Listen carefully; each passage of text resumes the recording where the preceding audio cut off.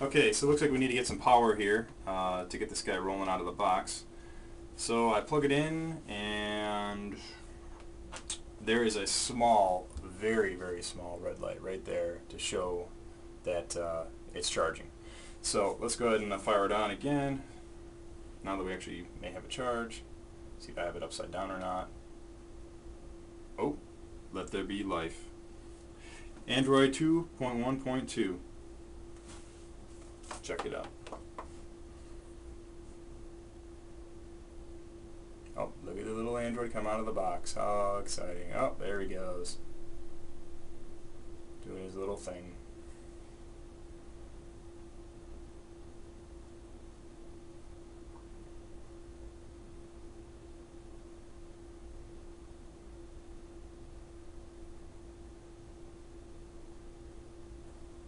I do not believe there are any other indicator lights on this thing. Just the red light showing it's charging and the Android doing his dance. Loading.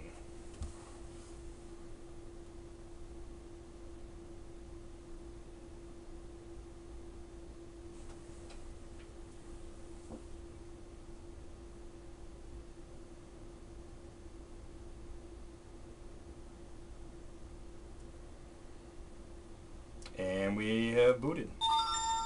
Isn't that nice? Okay, so we are booted up now. And so let's take a look. Okay, as you can see, we have on our main screen here, so it says Android, year 2000. Oh, there it went off, turn it back on. Screen lock, press menu to unlock. So our menu button is up on top here. So let's see what happens. And wow, the contrast on this background that looks like Windows XP is astounding. I mean, it's really bright. I can't even hardly read any of this stuff.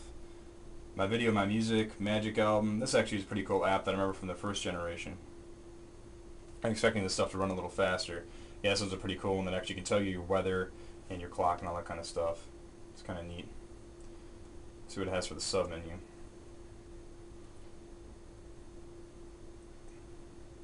Maps, app market, which I'm sure is going to lead us to like a Chinese app market. See what else is on here. Responsiveness is a bit sluggish. I mean, there's some games on here that I don't even have any idea. Has Skype beta. It had that in the original generation. Here's our Wi-Fi settings to connect. Turn on Wi-Fi. Let's do that. Why that's not on right out of the box is beyond me. Doesn't make any sense.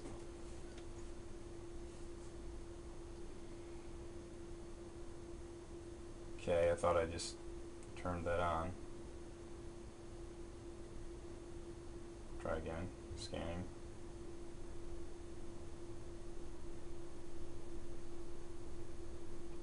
And we're just sitting here.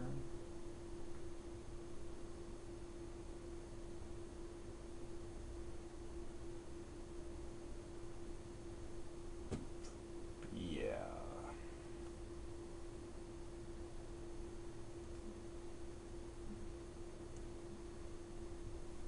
Let's go back to the main menu. A lot of dead air for this review. It's starting to sound like. Not responding. Excellent. Right out of the box. Great. No response. Let's see here. Let's go back down here again. Wi-Fi settings.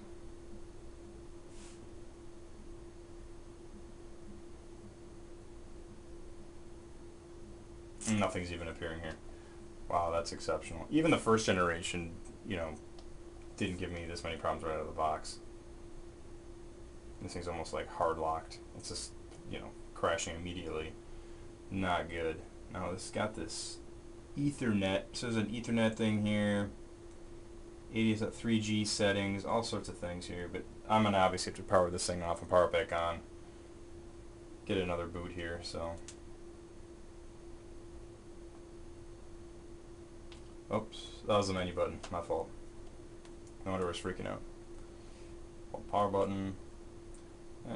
It's got hibernate mode. That's interesting. On that, let's go to power off again. I'm gonna turn it off and reboot it, and then we'll see if I can actually get on Wi-Fi. Okay, we are fully rebooted now. So let's go ahead and give it another shot here. Okay, let's go to Wi-Fi settings directly from the desktop. Again, Wi-Fi is not on.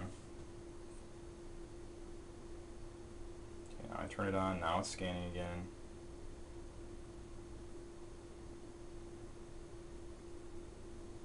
So this, here we go. Okay, second boot, looks like we're doing pretty good.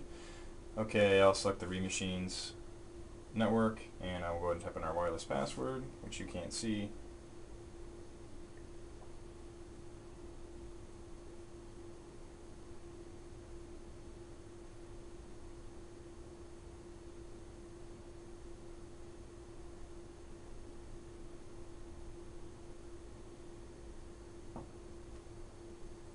The keyboard was actually not bad. Definitely felt better when able to connect to the network. Excellent. Let's try this again. Now I'm attaining the address. Again, a little bit buggy.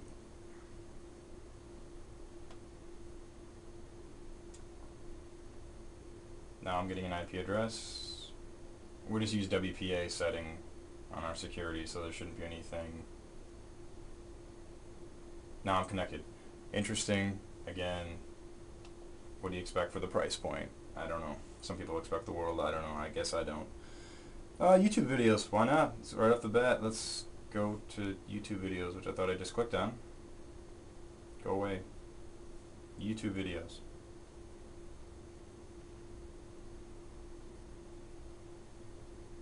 This is the same YouTube player that came with the original one. And here's stuff about the earthquake in Japan. Okay, let's try this again. So I looked up Remachines. I'm going to pull up our company profile and see how the video looks.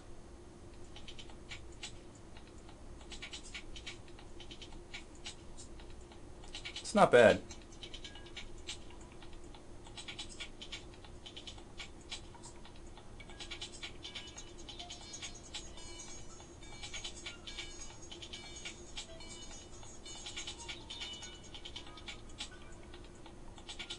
Probably basically a slideshow.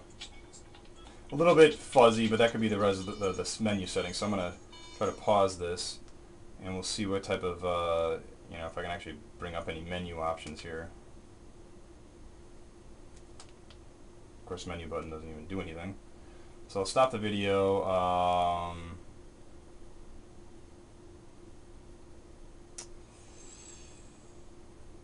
Yeah, are there even any options of the player?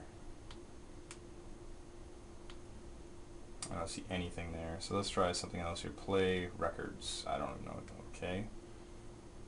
This must be like the history of what I played previously. Top favorited. Let's see what it does there. See what the download speed is like.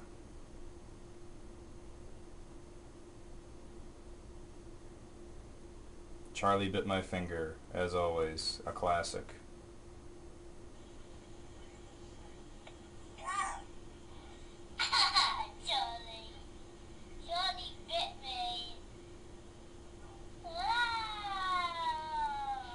It's pretty good, actually. It's not bad.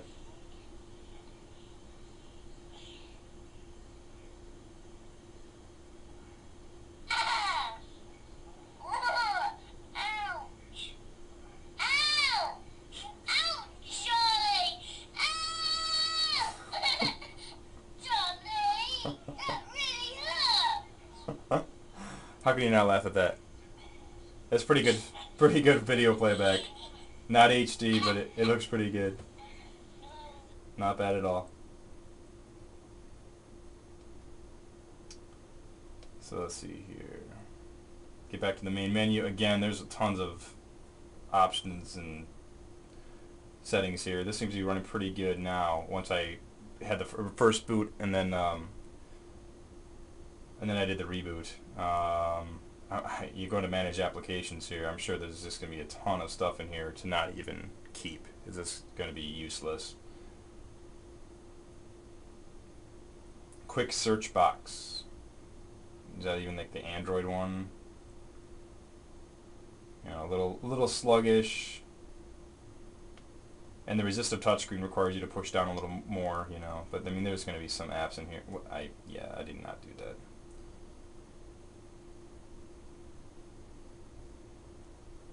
Slow suggestions. I mean, what is that? I mean, okay. Yeah, right. So, this device is going to give you a whole slew of things to do and play with that, you know, you might not even mess with originally.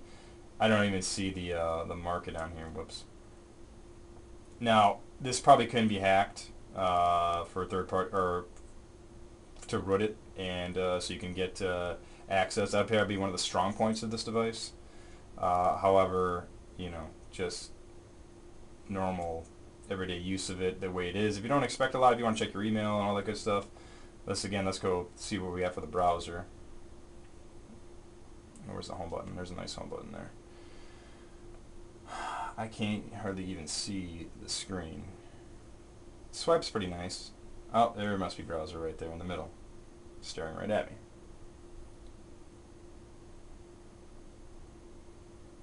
This browser definitely is faster than, and just the overall, I mean, with newer CPUs and all that kind of stuff, it's definitely faster anyway. So I'll try something again, try the keyboard again.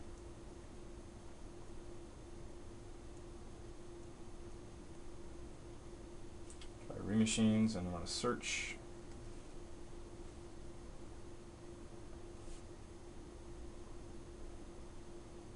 Definitely pretty good. And we're on, you know, we're on 4